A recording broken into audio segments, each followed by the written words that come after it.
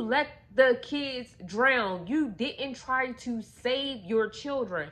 And y'all, what I forgot to mention is they said that the lake was only knee high.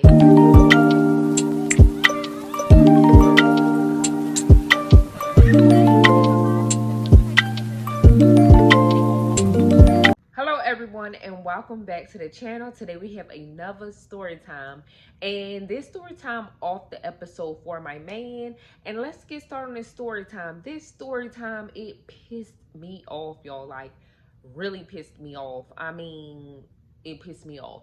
So today we're going to talk about a girl named Shelly, and Shelly was in high school and she was really tall for her age. Now, a lot of times, often, Shelly would get teased at school. Like, they will call her all types of names and stuff. Slim Jim, like, the list will go on, y'all. And it got to the point where Shelly was like, you know what?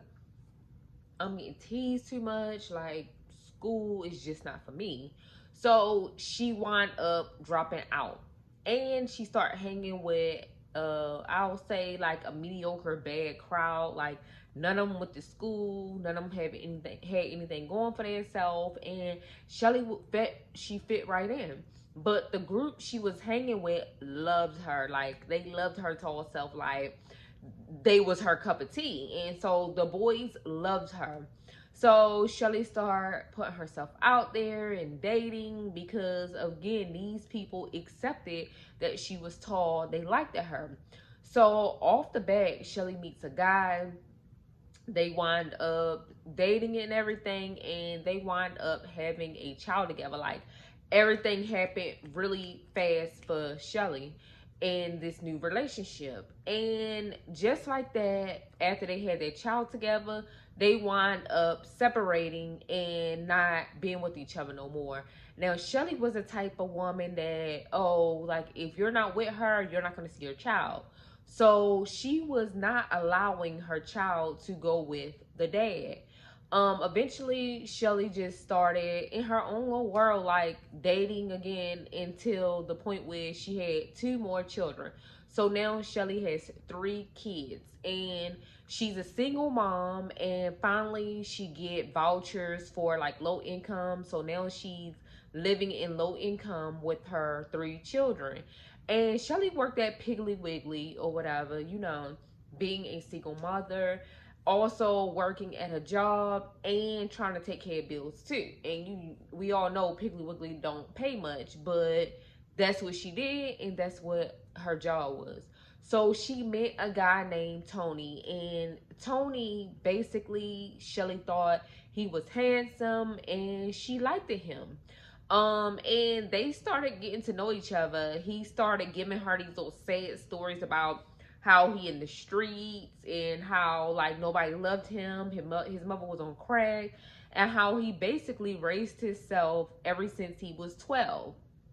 So here comes Shelly wanting to be Superwoman, a superhero, a pink Power Ranger. And she invites Tony to come and move with her and her 3 kids with no job, nobody's job. Like, and girl, you're working at Piggly Wiggly. So he moves in, and they hit it off well. And he plays with her children, get along with her children. Like, they was like one big happy family. So one day they was having a conversation because old boy Tony couldn't find a job, but basically he wasn't even looking. Like, a job wasn't even his cup of tea. So they had a conversation. He said, I'll keep the kids, so you're going to have to put them in daycare. And I'll just be a stay-at-home dad. Like, he wanted to play video games, watch the Maury show. I mean, the list goes on. He just wanted to chill.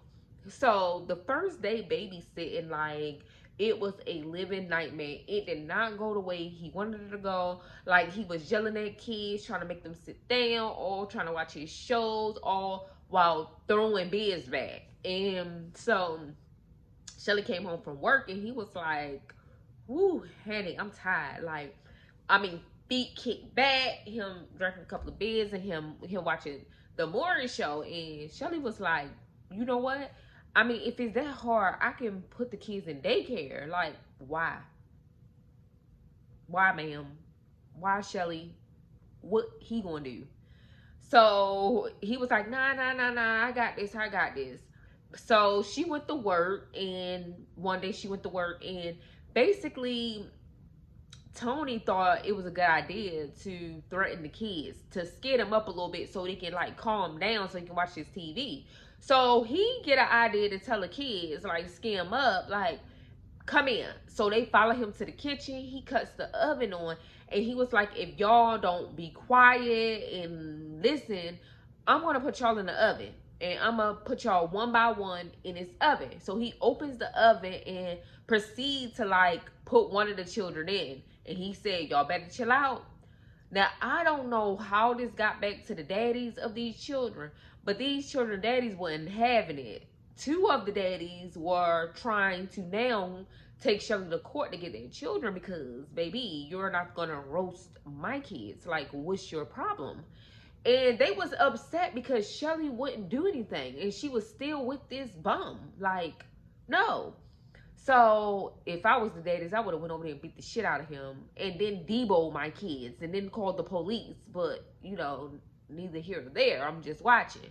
So basically, Tony told Shelly one day, like, I want to move back to my hometown, New Orleans, and like, there's a problem, and it's three of them. And she goes, what? And he goes, I want you to come because you don't spend time with me. You always working.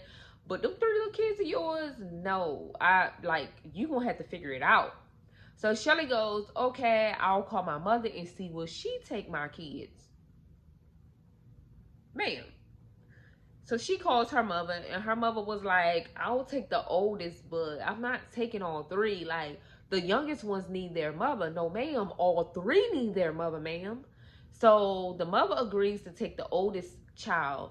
And Shelly, like, go back to Tony, like, yeah, I'm going to have to take two of them because my mother only going to take one.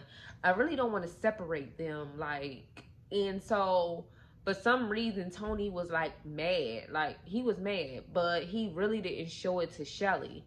So eventually one day they wanted to do, well, Tony came up with an idea to do family time, and they went to a park and they had a creek or whatever, and they did like family time. The kids were playing, Tony and Shelly was talking and walking. Like, it just seemed like a normal fun day for the family. So now they're getting in the car to leave, and Tony come up with this weak idea that you guys telling the kids like, I'm about to let the car go in the water, and the kids like all like upset and angry and like crying, and like at this point they like, nigga, you try to throw us in the oven like we was some turkey, like I'm scared. Like, they were like furious and screaming, crying. Tony and Shelly gets out of the car and let the car go down the ramp. You know how where the boats go at to like go in the water? Like, he let the car just go down the ramp into the water. So at this point, the car is in the water, and Shelly gets like scared, and she like panics, and she called 911, telling them like, my kids are in the car, please come and help. Like, she going in, help, my kids are in the car, oh my God. Bitch, girl, you waited till the car go in the water. First of all, no, Mr. Tony would have been gone. Like, there's no way that you can drive my kids in the water and I'm going to get out the car with you. No, sir. We all gonna drown. Like, all of us. So now he gets the phone and start saying what he wanted to say. Like, bro, no, you're fake. You wanted to kill them kids. Like, first of all, you're not about to take my phone. Second of all, you're not going to have my kids left in a car and going into some damn water. But neither here or there. Like, it's not my show. But anyway, so now the car is in the water. The police and everything get there, and they rescue the kids out of the water, send them to the hospital. Now, at this time, Shelly reached out to the kids' fathers, and they're on their way up there. Little behold, all of them get there and everything. But the kids did not make it. None of them. They all died. So now Shelly is like going crazy. Like she goes into this like depression mode and like anger mode, and it just so many mixed emotions, and to the point where they put her as a 1013 patient, and then they put her into a facility to help her cope and deal with what she done witnessed. And so now she's like wanting to talk. So now investigators come and she tells her story like it was all Tony's idea. I was too weak to stand up to him. I allowed him to do this to my babies, all to be with him, and I just don't want to be here no more. Like I'm just angry. And they keep it in there a little longer to finally they release her, and she goes to her mother house because she have no home. Her used to be man Tony done went back to New Orleans, done left her looking foolish, and like she have no children, so she have nothing. So she reached out to her mother, and her mother was like, you know what? I feel like you had something to do with it. So, like, no ma'am, no ham, no turkey. You can't live here. I can't help you. Like, we not even here. Like, our blood is our blood together, but that's it. Like, no. So now Shelly is homeless because all her family turned against her. Nobody wanted her around or living with them. So she's now homeless, and she goes to a homeless shelter, still having these mixed emotions and depression and all of that. And eventually the police wind up coming to pick her up, even though she had already testified what happened. They should have been put them cuffs on her baby, but they let her go. But they finally arrested her at the shelter, and Shelly like was arrested or whatever, and they brought Tony back, questioned him, and arrested him too. Well, Tony went to trial, and Tony wound up getting life or whatever, because Shelly said that it was actually Tony's idea. And this what got me. Shelly got 10 years.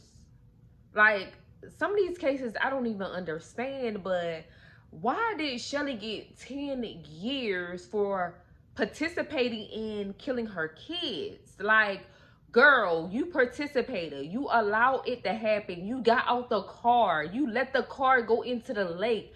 You let the kids drown. You didn't try to save your children. And y'all, what I forgot to mention is they said that the lake was only knee high. Like, they could have saved those kids. Like, girl, you got on the phone and called the ambulance and the police and stuff when you could have been trying to walk in that mug to get your kids. Like, girl, you didn't even have to swim to get them. Like, you had it all planned in your head. You wanted it to happen. So, girl, like, why did they get her 10 years? Why? Why? She didn't attempt to save those children. Nothing other than call the police. And in her mind, I feel like she thought that the police wouldn't even get there in time. Like, she already knew, like, they not gonna get here in time, but I'm gonna call them so I won't get that much time. Like, girl, no. No, no, no, no. But she got 10 years. I don't understand. But you guys, thanks for watching another story time. This is off the episode for my man. You guys join the family over here. Join the story times over here. Don't forget to like, comment, and definitely subscribe to this wonderful story time family. We would love to have you over here. Peace.